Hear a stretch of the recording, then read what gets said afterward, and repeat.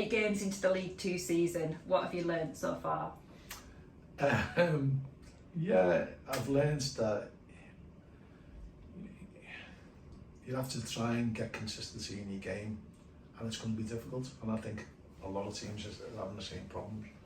You know, you can get things right for a big part of the game, but then you can quickly make mistakes that cost goals. I think at any level, mistakes that lead to goals upset you. Most goals are scored from some kind of mistake anyway. But we're just trying to get a little bit more consistent in how we play. Keep the message across of how we want to defend. And then hopefully we're starting to attack a little bit better than what we had done earlier on the season, and hopefully we can carry that on. Is it frustrating you've only kept 1 league clean sheet so far? Yeah, well, we wouldn't be the only ones who are in that same boat, you know. And that's the nature of the game, you know. I think I spoke earlier on the season about it. I know it's still only early in the season, but, about League Two definitely being a territorial battle. And you know, the longer you can play in the team's final thirds, and how you get theirs, you know, has different meanings or different routes. You can have a better chance of winning by keeping teams penned in and making chances. How are you feeling about your whole squad so far? Feel it's a good, strong squad to take you up to the, you know, top 7 in League Two? I like the way you're nodding when you're saying that, so you think it is good. I think you know we've done the best what we could do with what we had to play with. I've been pleasantly surprised by some of the recruits that we've had. You know, yeah, you do your homework on them and you watch them, but until you work with them on a daily basis, you know, you're not everyone's a punt.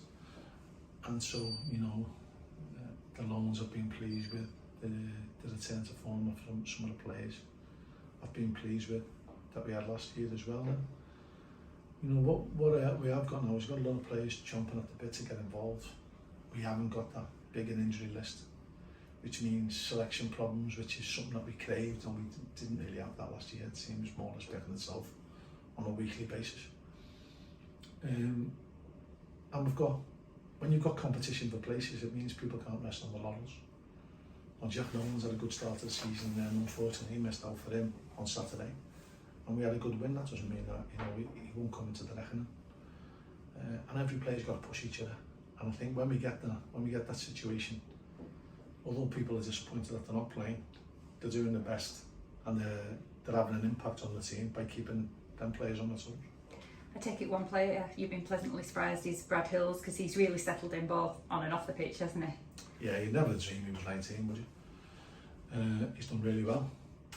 Still areas that he needs to improve on, and you know, we've spoken about that, and he knows that as well. You know, the problem would be is if he didn't realise it, and then he wouldn't get any better. So he knows there's areas that he can improve on, and you know, he's keen to do that, as are they all, to be honest. We've talked about Joe Pritchard's return to fitness.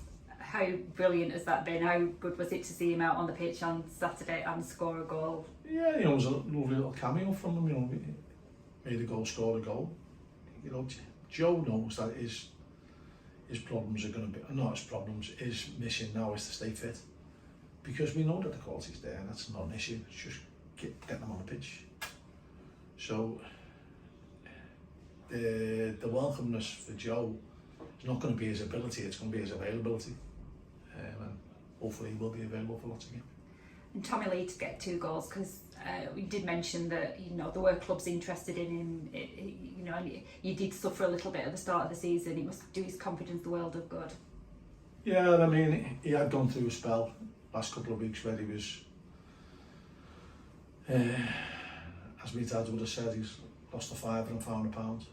Feeling a little bit sorry for himself, and he had to snap out to that, and he has, to be fair. He's a good kid, he's a great lad. Great around the place, confident. Players like that you want around you, you know, the effuse enthusiasm.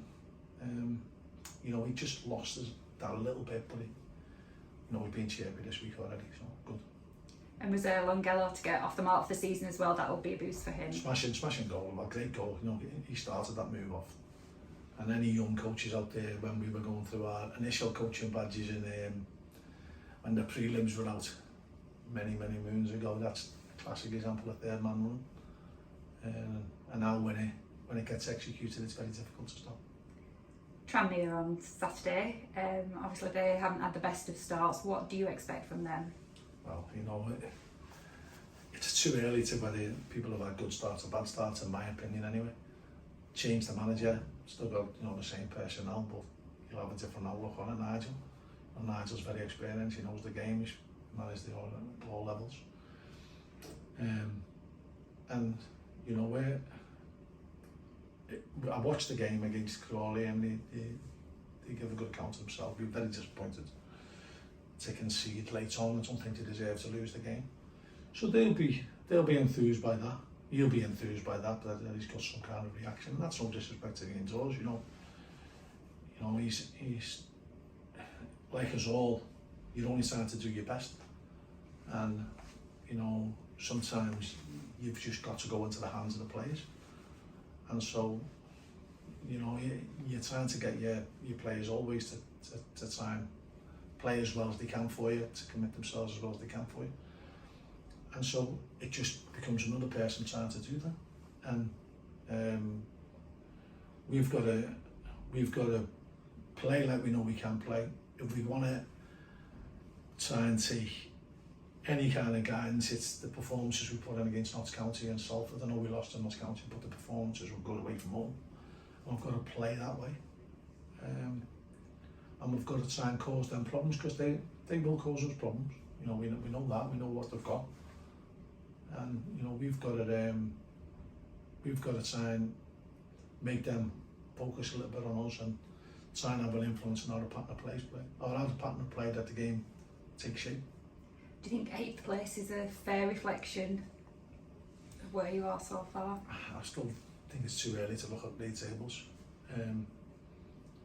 You know, within 7 days we could have been top and we were 15th. It's far too early to look at that. I think we're possibly 2 points shy from where we should be from our performances. And I think we've just got to keep trying to get better.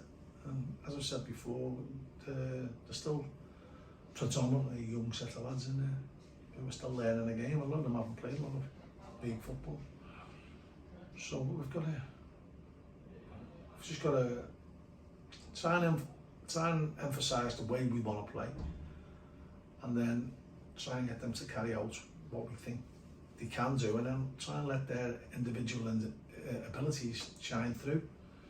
So, you know, when you're getting Rizal and Gallo going past people, or Joe Pritchard, or Jack Nolan, or Tommy Lee Benson on to the top corner, or you know, Sean Worley, Al Fox in a centre half, or a full back, you can't really coach that. That's their own natural ability, and you've got to give them the confidence and the freedom to be able to express themselves without the fear of, oh, what are you doing losing the ball? And there's areas that, you know, you come down on like a ton of bricks when they lose the ball on the edge of their own box, but if they didn't say things on the edge of their own box, on the edge of the opposition box, they'd never do anything. And it baffles me. I look at